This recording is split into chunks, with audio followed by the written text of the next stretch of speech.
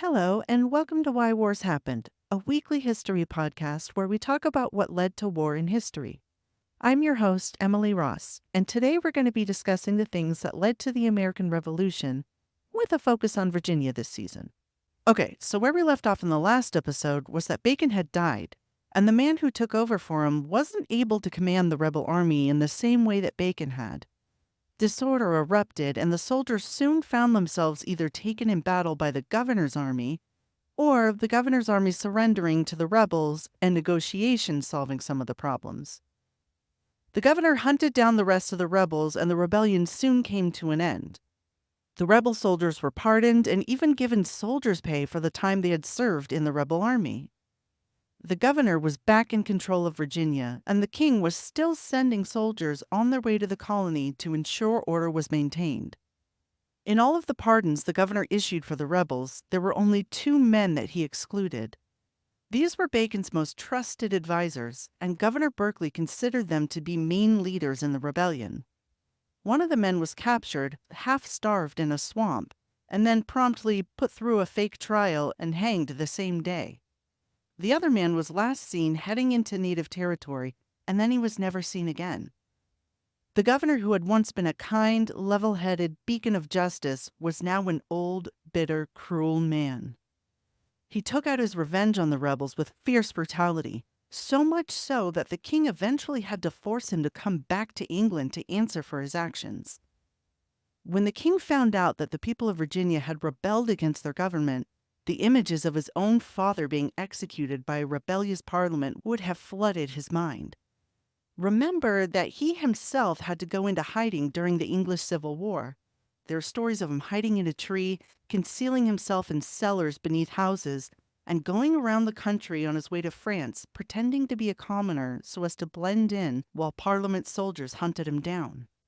Rebellion was a nasty taste for the king and wouldn't be treated very warmly. On top of that, England and the king himself received a large sum of money every year from tobacco sales in Virginia. A rebellion could stop or slow the amount of tobacco sold. And on top of that, the cost of raising an army of 2,000 British soldiers to take a several weeks-long journey across the Atlantic and the cost of housing, feeding, and paying them was something the king wasn't wanting to spend any money on. Governor Berkeley had been a close friend with the king's father. The current king had grown up knowing Berkeley and seeing Berkeley fight in battle beside his father. In fact, the governor had been the male equivalent of a lady-in-waiting to his father. He had lived in the palace and had done everything big and small the king had asked of him. Berkeley was considered a strong royal ally. An attack on him was also an attack on the crown. And seeing as the governor had been chosen by the king, an attack on the governor was also an attack on the crown's authority. The king had received letters from Governor Berkeley stating that Bacon was a rebel, a traitor, and that permission that he, the governor, had given to Bacon had only been given by force. In a previous episode, we discussed how Bacon and his rebel army had forced the governor to send a letter to the king saying that Bacon was not a rebel, and that Bacon was only acting in self-defense and in the king's best interests because he was protecting the king's people. To the king, this must have seemed like Governor Berkeley had absolutely no control over the situation, and that he must have failed in his job in order for this to get so out of hand. But, to be fair, and to be sure that he was making the most informed decision about what to do with Virginia, the king decided to gather a group of men together in England who would go to Virginia to investigate exactly what happened to bring these events about. This group was supposed to ask the people themselves rather than asking the governor or the assembly members. The king had ordered the men to pursue all means of peaceful solutions to the people's grievances before using any force. This was partly because the soldiers were expensive and partly because the king just wanted things to return to normal. The king would have wanted things to once again run smoothly in Virginia, and he would have wanted the colony to continue earning himself and England money. And King Charles II also seems to have been a fair king who really did care about the welfare of the people, at least a little bit. While the king was gathering the soldiers and the group of men who would investigate things, the governor was busy putting his own plans of revenge in place. He and his friends had lost a lot during the rebellion. The rebels had burned down 5 of the governor's own houses. Yeah, again, the governor had 5 houses just in Jamestown alone. And the houses of many of his friends had burned down as well. Their farms and food supply had been burned away, their animals stolen or driven off, and their belongings had been plundered. When you count all of the houses, cattle, belongings, and other things taken, Berkeley alone lost 8,000 pounds, which is just over 1.6 million in today's pounds, or 2 million in today's dollars. That's just the amount of money that Berkeley alone had lost. Governor Berkeley stated that he had not 5 pounds in the whole world left to his name. I doubt that that's true, but it gives you an idea into just how much the rebels had taken from him. The rage spreading amongst those who had been victims of the ransacking rebels only increased over time. The upper class demanded that they be paid for their losses, and they weren't wrong in this. Even today, we have laws that force those who steal to pay back the people they stole from. However, back in 1676, which is where we are, there weren't as many receipts to show who owned what, and it was harder to track down the stolen items. On top of that, seeing as the massive amount of rebels had all acted together in large groups, it would have been nearly impossible to determine who stole what. Was it John Higgins who stole your coins? Was it Matthew Goodman who stole your watch? Any sort of paying back to the people who had been victims of these thefts would have inevitably caused injustice to the people who were being ordered to pay back. It would have swept up people who hadn't been guilty of theft at all. But what was there to do? Let those who enabled the rebellion and the looters get away with it? Something had to be done. The answer was to do what always happens when the tides of revolution turns. Those who had been kicked out of government were now back in charge, and they took from those who had kicked them out of power. And this played out in Virginia with the re-seizing of property from anyone who was suspected of being a rebel. The governor's men barged into people's houses and stormed the place, taking anything that could be carried away and used to pay for the losses of the victims. People suspected of being rebels had their silverware, pigs, cows, dishes, clothing, tobacco, and sometimes their entire houses taken from them. There were no trials and no processes that went about determining whose house was to be raided. These bursts of retribution got so bad that the governor even started throwing people into prison and kept them there, starving and living with rats and wallowing in sickness and filth until they signed over everything they owned to the governor. One suspected rebel was held for almost an entire month while his belongings were looted by the governor's men. His pregnant wife was so stressed out by the whole ordeal that she went into labor and died. When it came to the rebels who had already been executed by the governor and his friends gathered all of their belongings into a pile and divided it amongst themselves. They left the widows and the orphans of the executed rebels with nothing.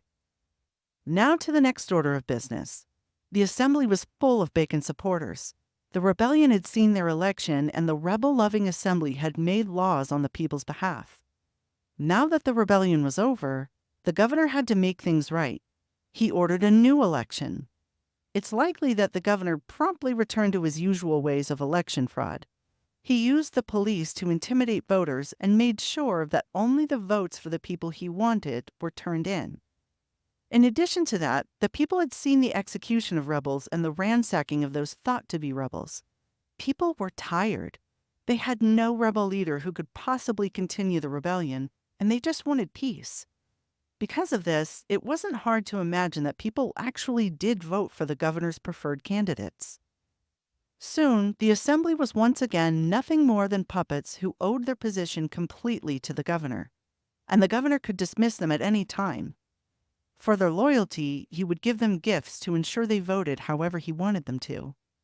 And their first order of business was to undo Bacon's laws, the ones that banned government officials from holding more than one office at a time, the ones that forced the members of the governor's council to pay taxes, the ones that made it so judges who declared certain taxes were to be paid had to be monitored by elected members of the assembly so that people had a voice in their taxes.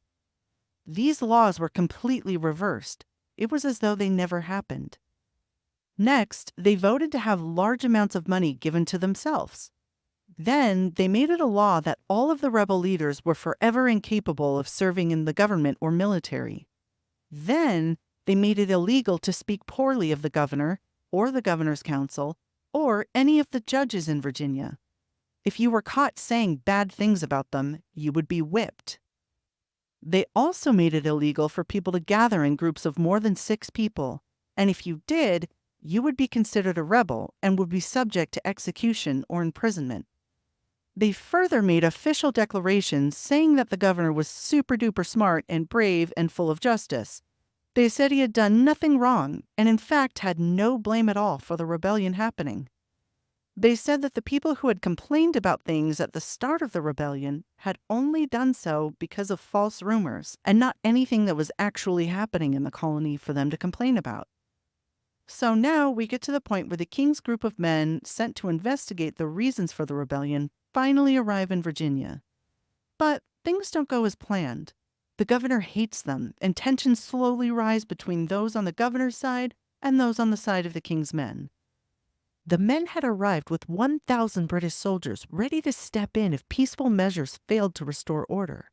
It wasn't the 2,000-man army the king had originally planned on sending, but it was still quite a lot of soldiers.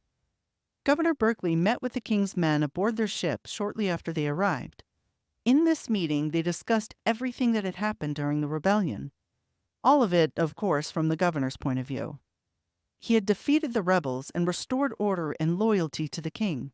He saw no reason for the king's men to be there and was probably pretty bothered that the king thought he needed to ask the people instead of the governor what had happened.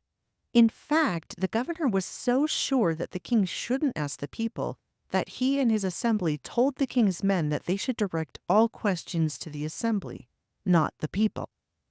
The assembly had been given the power to hear and address people's complaints, so any business dealing with the people's complaints had to go through the assembly. At least that was the governor's argument. It was outrageous that the assembly would try to take this right to be heard by their king away from the people. The king had ordered them to listen to the people. It was even more absurd because when the people did bring their complaints to them, the assembly turned them away, or worse, punished them severely as criminals. Berkeley had controlled everything for a long time in Virginia. He was undoubtedly going to be blamed for some things, and rightfully so. If he could stop the king's men from reporting to the king that he was to carry some of the blame, he could avoid embarrassment from the one person whose opinion he cared about the most, the king.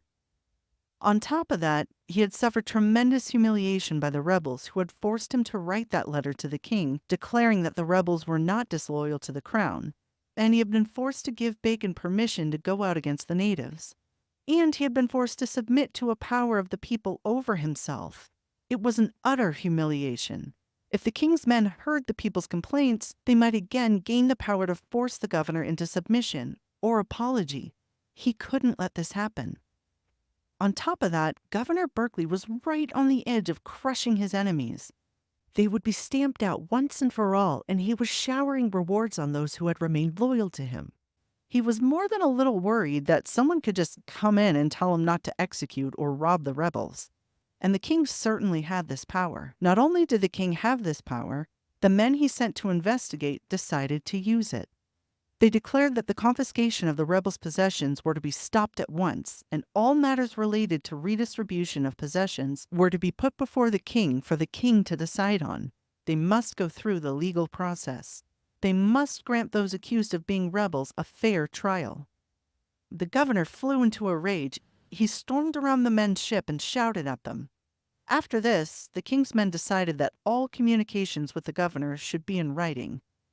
The relationship between the governor and the king's men would only become more tense from here.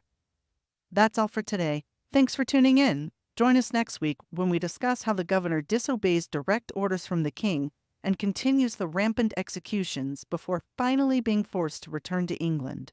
Subscribe so you don't miss the next episode, and comment your thoughts on this episode below. See you next time on Why Wars Happened.